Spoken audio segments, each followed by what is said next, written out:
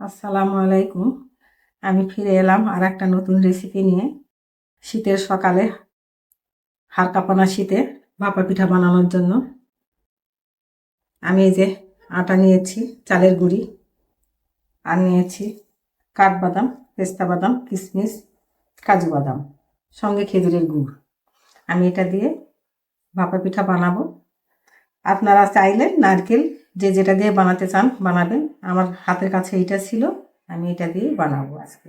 আমি এটা হালকা বাদামগুলো সব মিলিয়ে ভেজে নিব।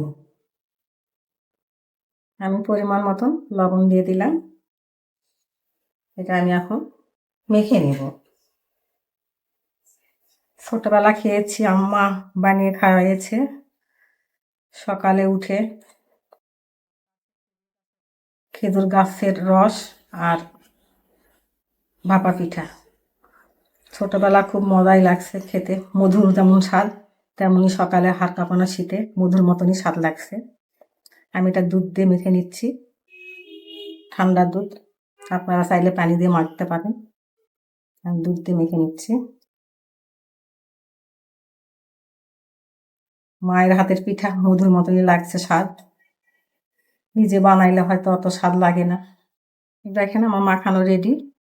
আপনারা এরকম করে মাখাবেন। আমি এটা 10 মিনিটের জন্য এখন রেখে দিব। এই যে আমি ভেজে নিয়েছি, ভাজা আমার রেডি। আমি যে দুধের সঙ্গে 2 চামচ দুধ নিয়েছি, 1 চামচ চিনি দিব, 1 চামচ চিনি দিচ্ছি। এটা আমি ভালোভাবে মিশিয়ে নেব। এখন আমি হাতের সাহায্যে মিশিয়ে নেব।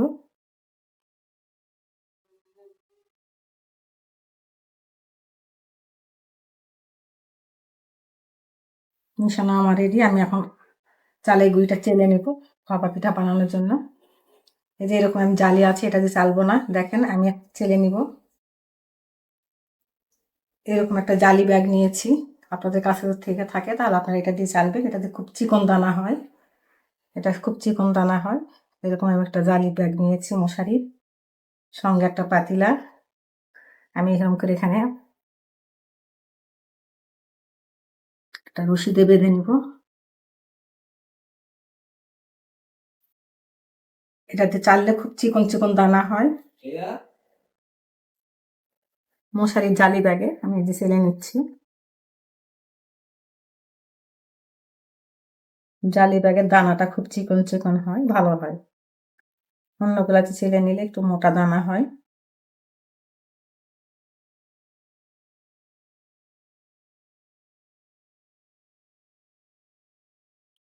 দেখেন আমি এই সাইজ একটা বাটি নিয়েছি, আপনারা দেখতেই পাচ্ছেন। আমি এখন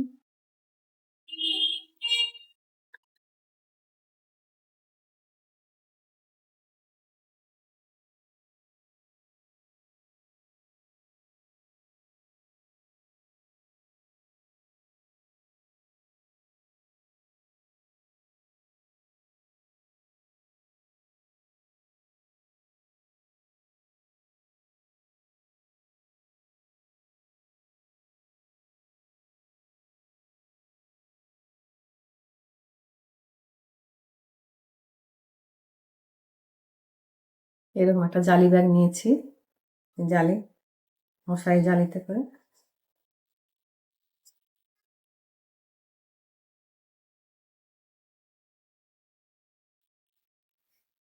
আমি একটা বড় বাটিতে বানাচ্ছি।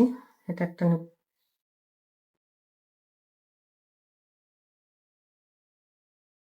এই যে আটা নিলাম বাটিতে করে, আর একটা বাটিতে করে এমনি করে বানাচ্ছি আমি।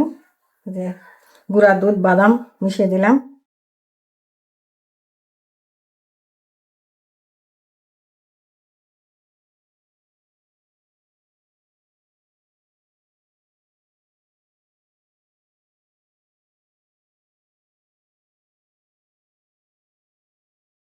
আপনারা এরকম করে বানায় খাবেন, দেখবেন খুব ভালো লাগবে।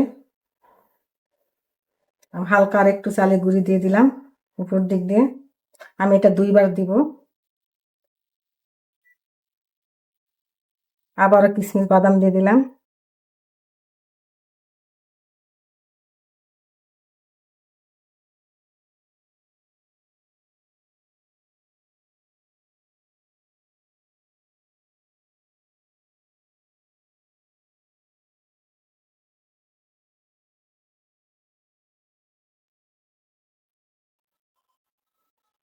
উপর দিয়ে আবার দিয়ে দিচ্ছি। আর এটা আমি বড় সাইজের বানাবো, একটাই 500 টাকার।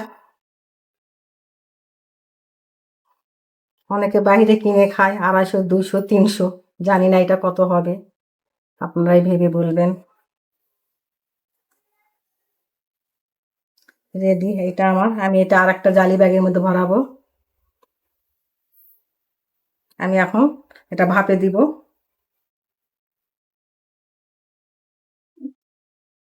দেখেন আমি পাতিলাতে পানি বসিয়ে দিয়েছি। এরকম একটা পাতিলাতে ফুটা ঢাকন নিয়ে আটা লাগিয়ে এখন দিয়েছি। আমি এখন এটা গরম পানিতে দিয়ে দিব, এটা বানানোর জন্য ভাপে দিয়ে দিচ্ছি। গ্যাস থাকে না, গ্যাস মামা আমাদের মামা হয়েছে, মেহমান মামা। খুব সকালে 7টা 8টার মধ্যে গ্যাস চলে যায়। মহাখালী এলাকায় কিছু কিছু জায়গায় গ্যাস থাকে, কিছু কিছু জায়গায় গ্যাস থাকে না। আমরা খেতে পারি না, খুব সমস্যা হয় আমাদের খাওয়া দাওয়া। আমি এখন এটা ঢাকনা দিয়ে ঢেকে দিলাম। গ্যাসের তাপ খুব কম, গ্যাসের তাপটা খুব কম। দেখে নে ভাপ হয়েছে কিনা। আমি মিনিটের কথা আপনাদের বলতে পারলাম না, কারণ হয়নি এখনো। কোনো রকম কোনো গ্যাসের কোনো তাপ নাই। গ্যাস মামা কখনো আসে, কখনো থাকে, কখনো থাকে না।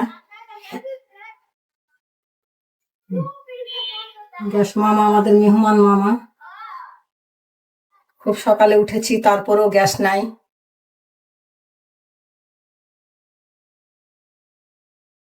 হ্যাঁ, এটাও হয়েছে আমার।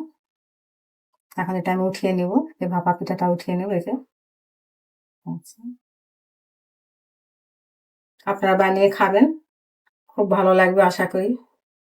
দেখেন খুব টেস্টি হবে। আমার এই রেসিপি যদি আপনাদের কাছে ভালো লেগে থাকে, তাহলে আপনারা বেশি বেশি শেয়ার করবেন।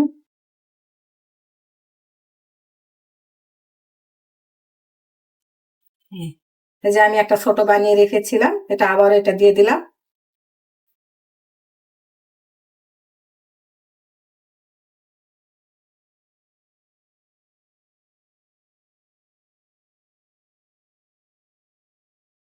একটা ভাপা পিঠা উঠাতে 1 থেকে 1.5 মিনিট টাইম লাগে যদি ভাপ থাকে।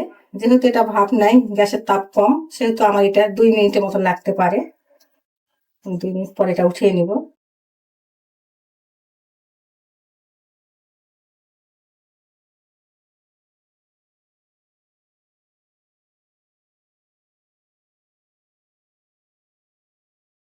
হয়েছে আমার। দেখেন এটাও আমি এখন উঠিয়ে নিলাম।